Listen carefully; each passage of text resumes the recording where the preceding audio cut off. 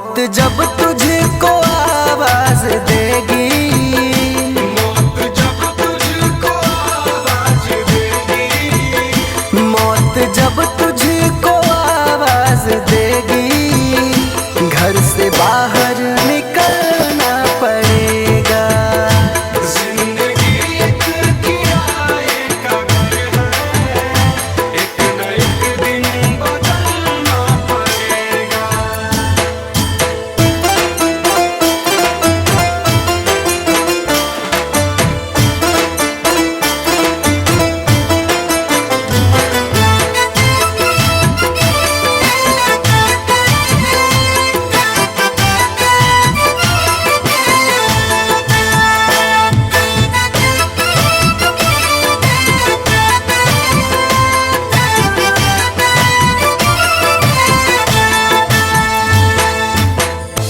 ढेर मिट्टी का हर आदमी है, बाद मरने के होना यही है।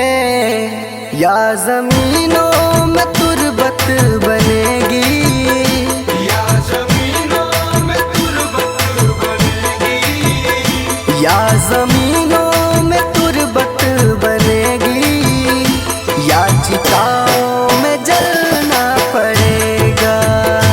जिंदगी एक किराए का घर है, एक न एक दिन बदलना पड़ेगा।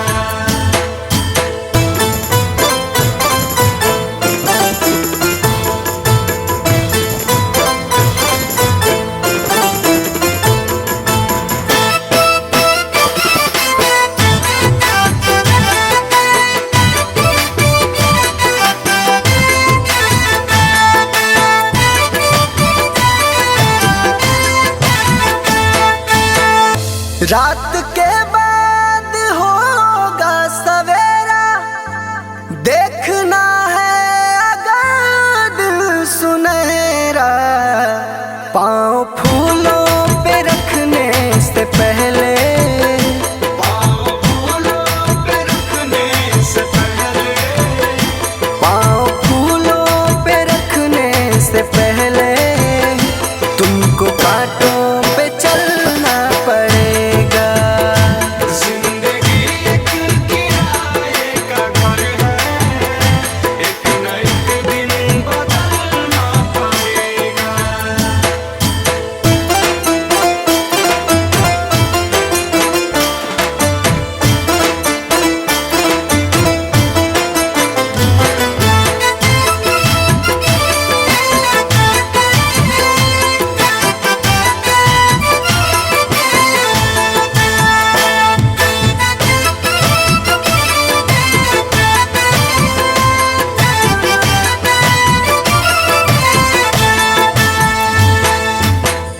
एतबार उनके वादों का मत कर, वरना ऐ दिल मेरे जिंदगी भर तुझको भी मोमबत्ती की तरह, तुझको भी मोमबत्ती की तरह, तुझको भी मोमबत्ती की तरह, कतरा कतरा पिघलना पड़ेगा। जिंदगी एक किराए का घर है, एक न एक दिन बदलना पड़ेगा।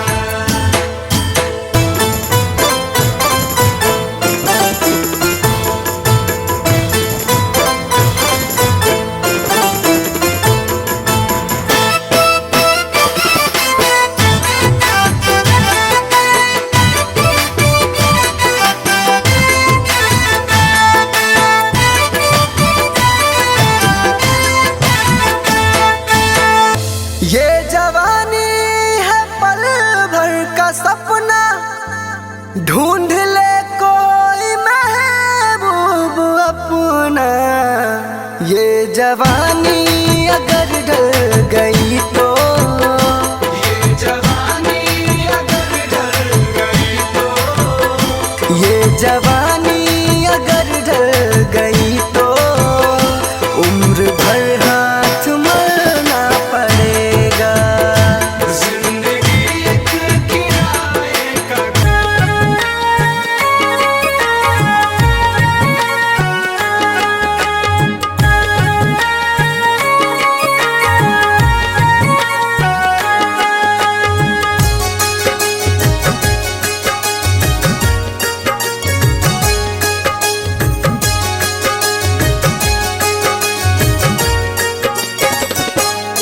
कभी प्यासे को पानी पिलाया नहीं, बाद अमृत पिलाने से क्या फायदा।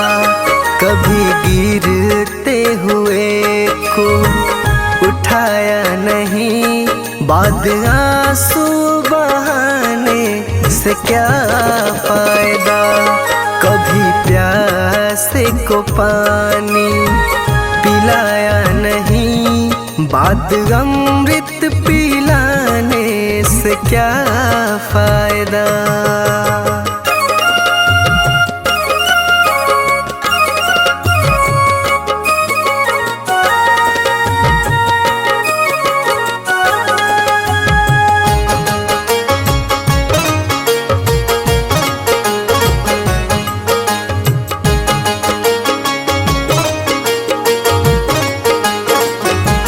मैं तो मंदिर गया पूजा आरती की, पूजा करते हुए ये ख्याल आ गया।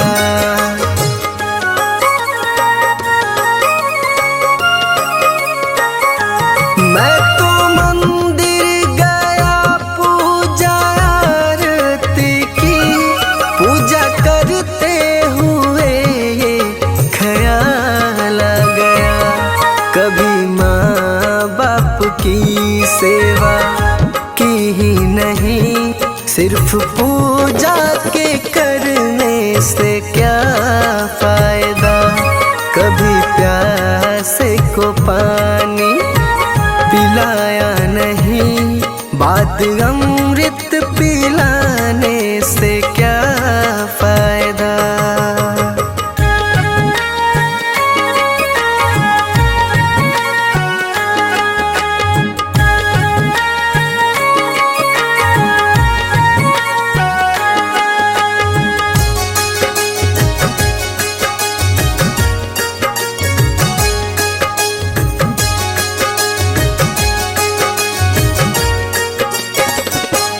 मैं तो सत्संग गया गुरुवाणी सुनी, गुरुवाणी को सुनकर ख्याल आ गया।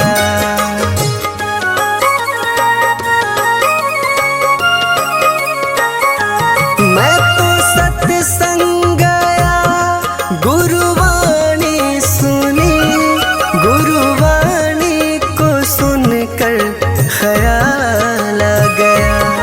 जन्म मानव का लेकर दया न करी, फिर मानव कहलाने से क्या फायदा। कभी प्यासे को पानी पिलाया नहीं, बाद अमृत पिलाने से क्या फायदा।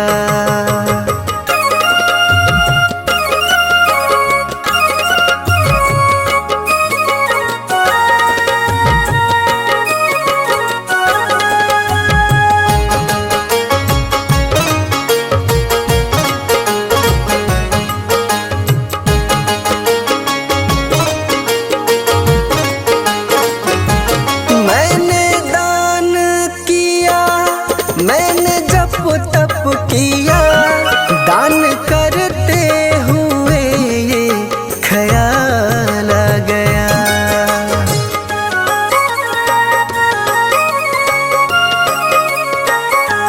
मैंने दान किया, मैंने जप तप किया, दान करते हुए ये ख्याल आ गया। कभी भूखे को भोजन खिलाया नहीं, दान लाखों का करने से क्या फायदा। कभी प्यासे को पानी पिलाया नहीं, बाद अमृत पिलाने से क्या फायदा।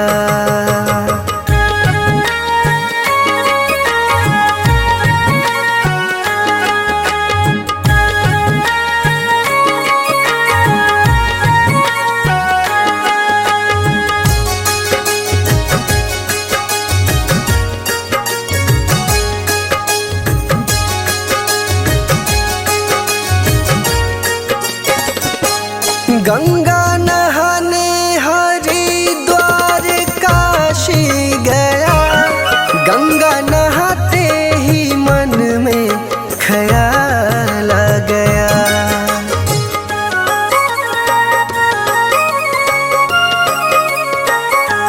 गंगा नहाने हरिद्वार काशी गया, गंगा नहाते ही मन में ख्याल आ गया।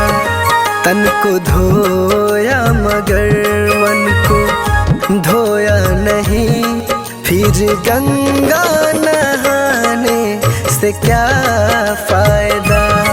कभी प्यास को पानी पिलाया नहीं, बात अमृत पिलाने से क्या फायदा।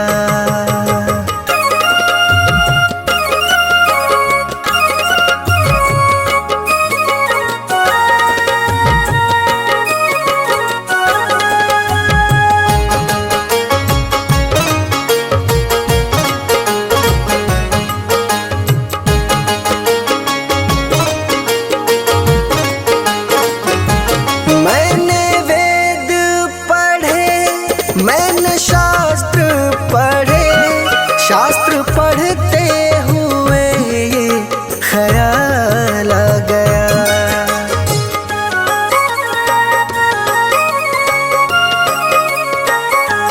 मैंने वेद पढ़े, मैंने शास्त्र पढ़े, शास्त्र पढ़ते हुए ये ख्याल आ गया।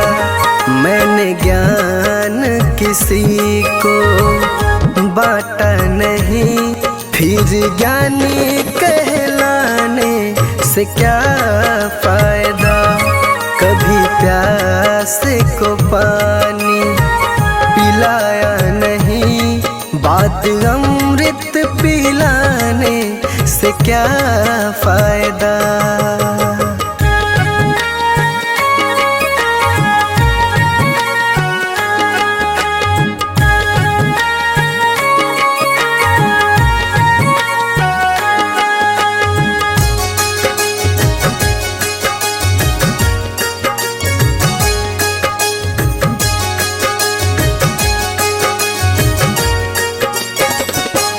माँ पिता के चरणों में चारों धाम है, आ जा यही मुक्ति का धाम है।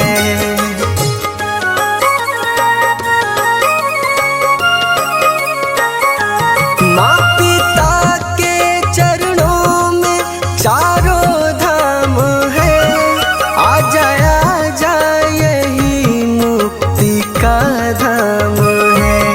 माँ पिता की सेवा तुमने की ही नहीं, फिर तीर्थों में जाने से क्या फायदा। कभी प्यास को पानी पिलाया नहीं, बात अमृत पिलाने से क्या।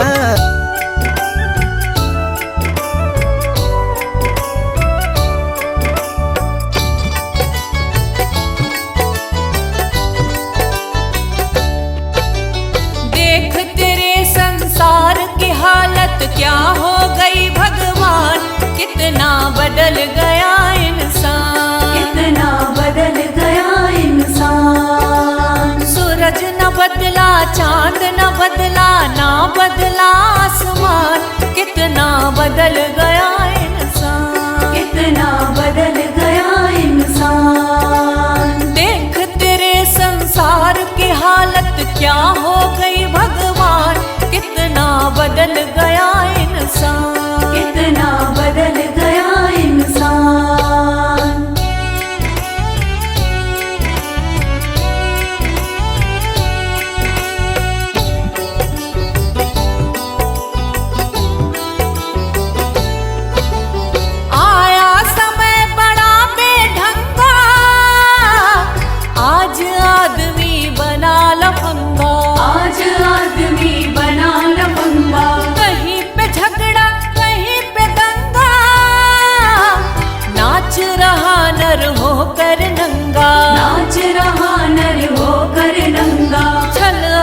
लपट के हाथों अपना बेच रहा ईमान, कितना बदल गया इंसान, कितना बदल गया इंसान। देख तेरे संसार की हालत क्या हो गई भगवान, कितना बदल गया इंसान, कितना बदल गया इंसान।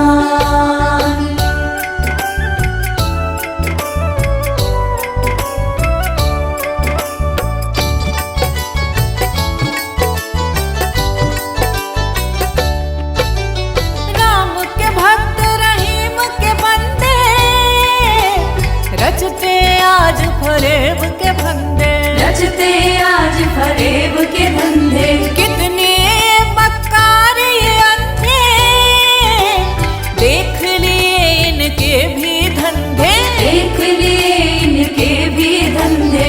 इन्हीं की काली करतूतों से हुआ ये मुल्क मशान, कितना बदल गया इंसान, कितना बदल गया इंसान। देख तेरे संसार की हालत क्या हो गई भगवान, कितना बदल गया इंसान, कितना बदल गया इंसान।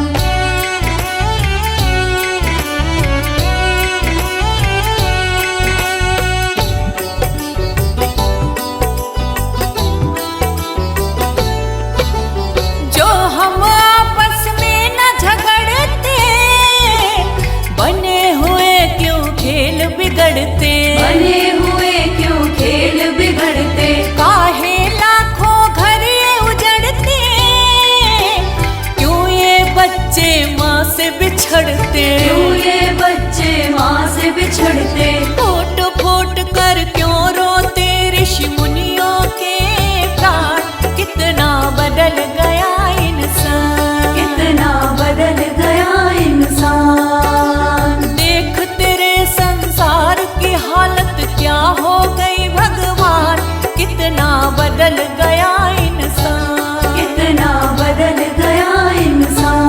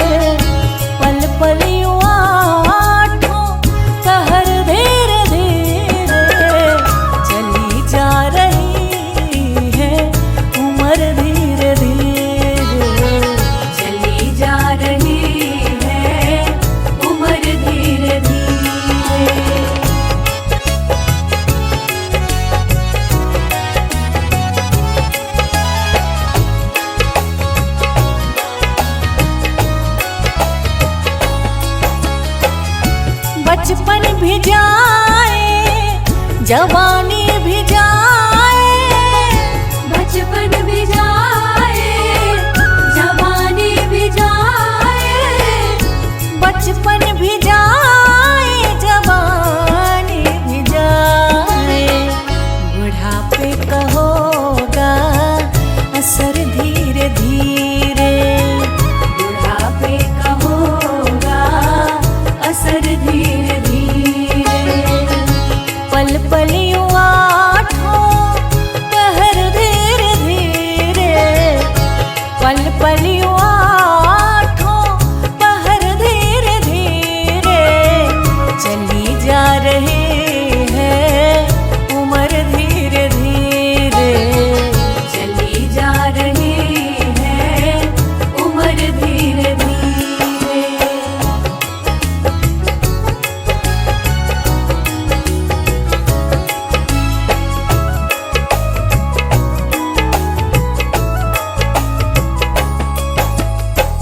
तेरे हाथ पाँव में बल ना रहेगा, तेरे हाथ पाँव में बल ना रहेगा, तेरे हाथ पाँव में बल ना रहेगा।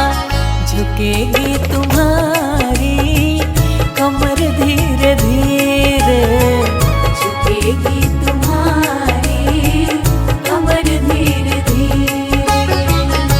पल पल यूं आठों पहर धीरे धीरे, पल पल यूं आठों पहर धीरे धीरे। चली जा रही है उम्र धीरे धीरे, चली जा रही है उम्र धीरे धीरे।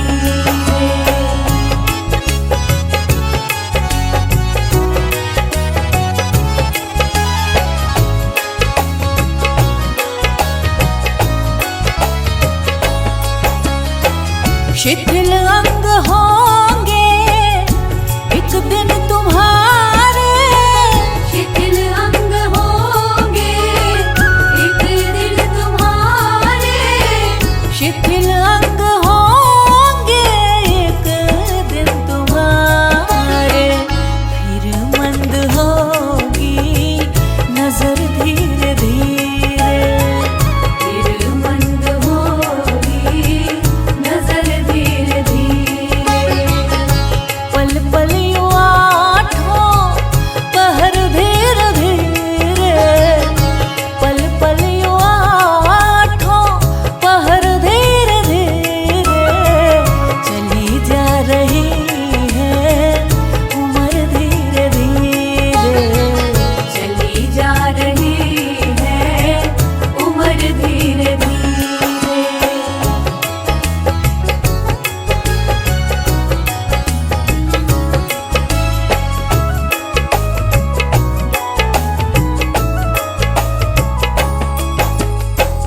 बुराई से मन को अपने हटा ले, बुराई से मन को अपने हटा ले, बुराई से मन को अपने हटा ले।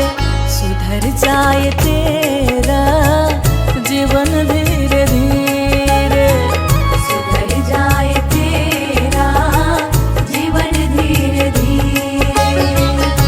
पल पल यूं आठों पहर धीरे धीरे, पल पल यूं आठों पहर धीरे धीरे। चली जा रही है उम्र धीरे धीरे।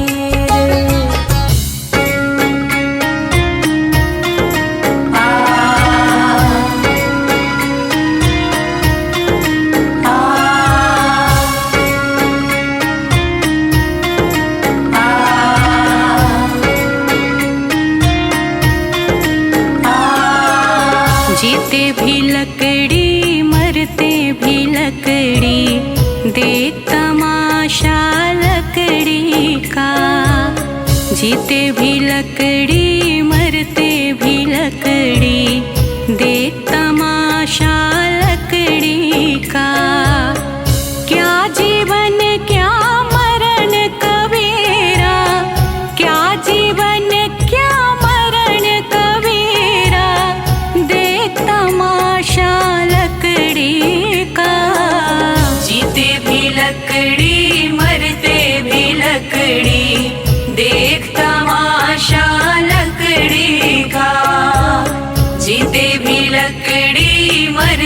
भी लकड़ी देख तमाशा लकड़ी का।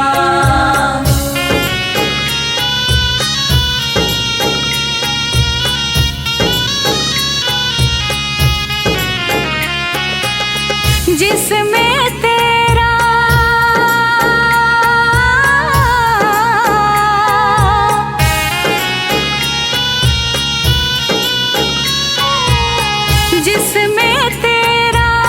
जन्म हुआ वह पलंग बनाया लकड़ी का। जिसमें तेरा जन्म हुआ वह पलंग बनाया लकड़ी का। मात तुम्हारी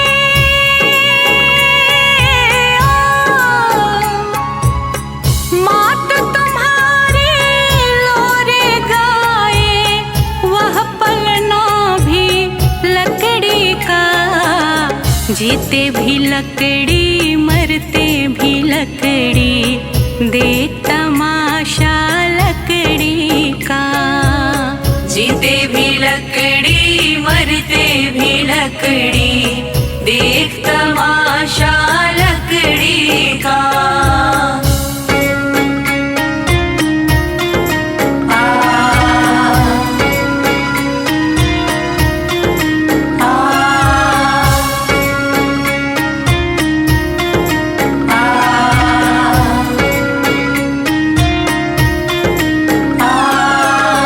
पढ़ने चला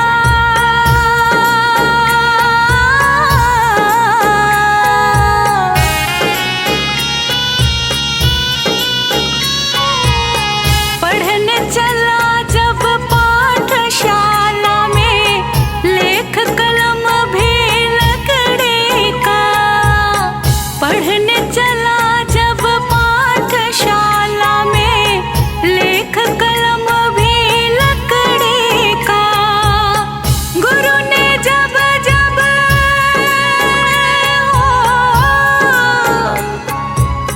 गुरु ने जब जब डर दिखलाया वह डंडा भी लकड़ी का। जीते भी लकड़ी मरते भी लकड़ी देख तमाशा लकड़ी का। जीते भी लकड़ी मरते भी लकड़ी देख तमाशा लकड़ी का।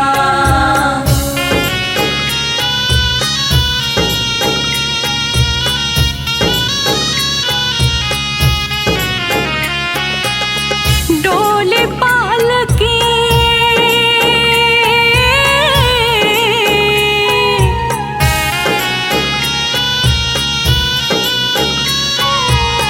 डोली पालकी और जनाजा सब कुछ है यह लकड़ी का। डोली पालकी और जनाजा सब कुछ है यह लकड़ी का। जन्म मरण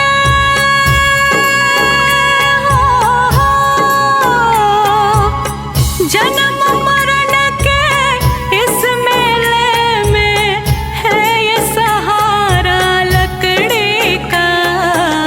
जीते भी लकड़ी मरते भी लकड़ी देख तमाशा लकड़ी का। जीते भी लकड़ी मरते भी लकड़ी देख तमाशा लकड़ी का।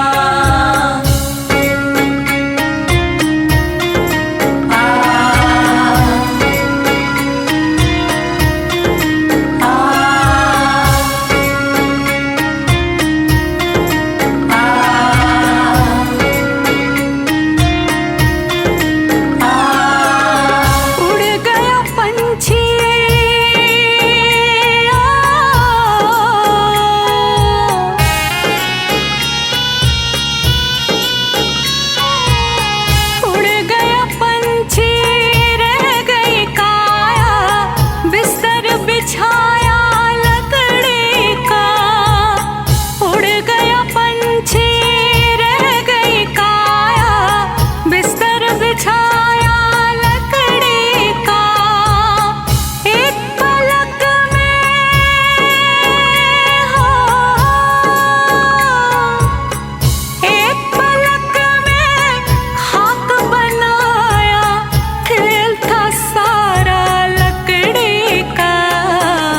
जीते भी लकड़ी मरते भी लकड़ी, देख तमाशा लकड़ी का।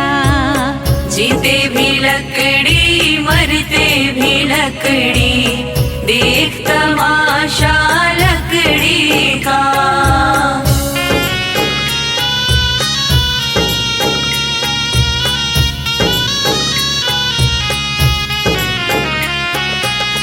मरते दम तक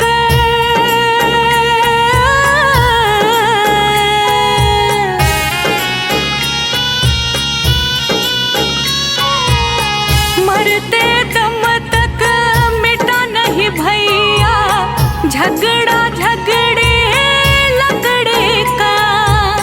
मरते दम तक मिटा नहीं भैया झगड़ा झगड़े लकड़े का। राम नाम की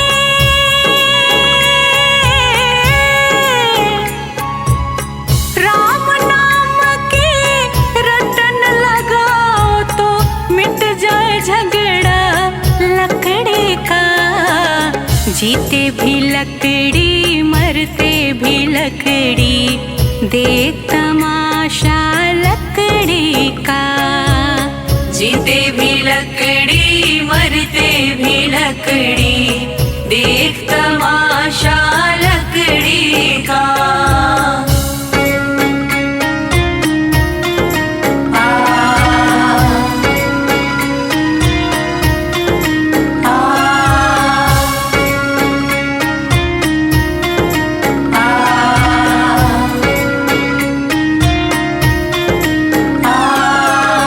क्या राजा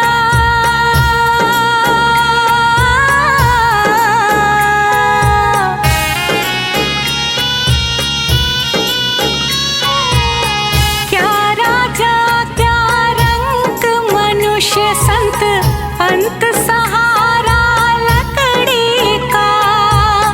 क्या राजा क्या रंग मनुष्य संत अंत सहारा लकड़ी का। कहत कबीर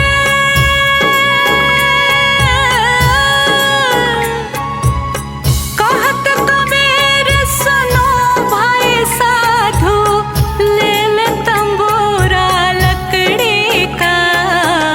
जीते भी लकड़ी मरते भी लकड़ी, देख तमाशा लकड़ी का। जीते भी लकड़ी मरते भी लकड़ी, देख तमाशा लकड़ी का।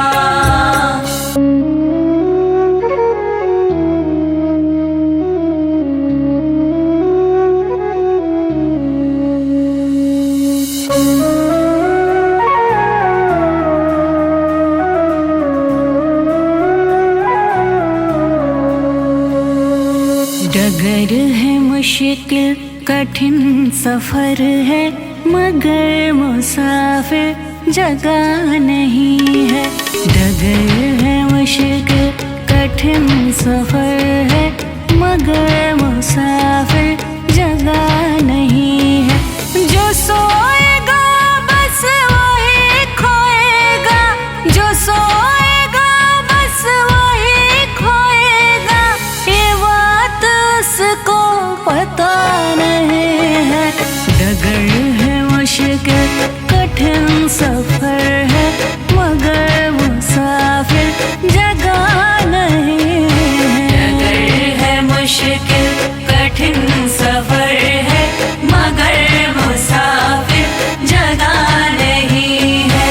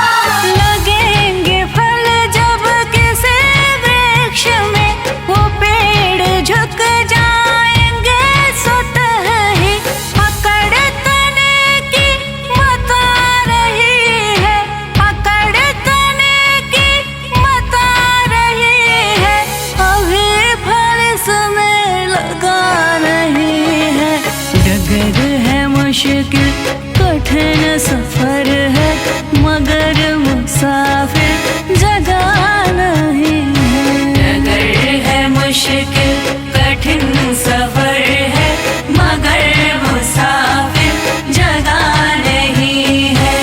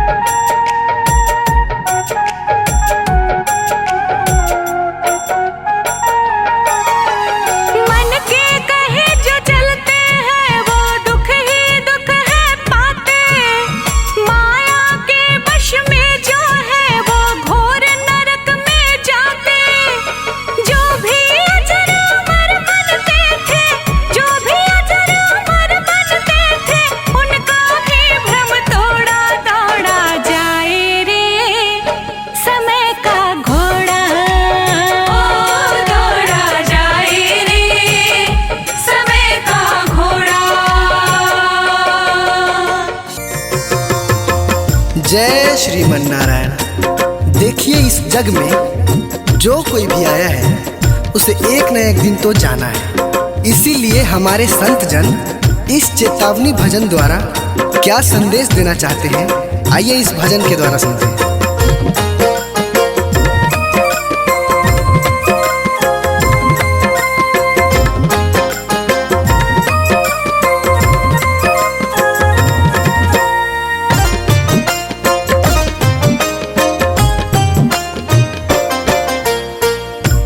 पापी मन कर ले भजन, मौका मिला है तो कर ले जतन।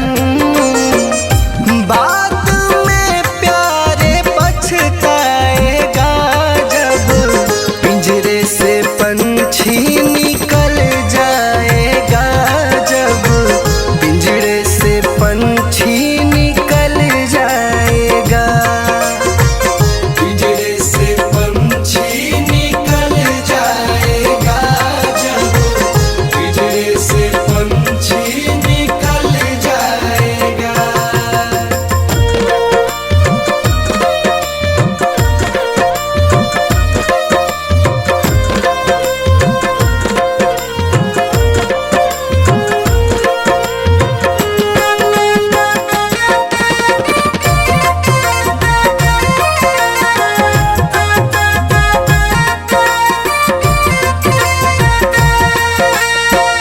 संत जन कहते हैं कि क्या तेरा क्या मेरा लगा रखा है। इस जग में ना कोई किसी का है, ना यहाँ पड़ी कोई चीज किसी का है। 4 दिनों का है जग का मेला, कोई न साथी संगी अकेला। 4 दिनों का है जग का मेला, कोई न साथी संगी अकेला। जैसा तू आया जग में वैसा ही तू जाएगा। मुट्ठी बांध के आया जग में हाथ पसारे जाएगा। बाद में प्यारे पछताएगा जब पिंजरे से पंछी निकल जाएगा, जब पिंजरे से पंछी निकल जाएगा। पिंजरे से पंछी निकल जाएगा, जब पिंजरे से पंछी निकल जाएगा।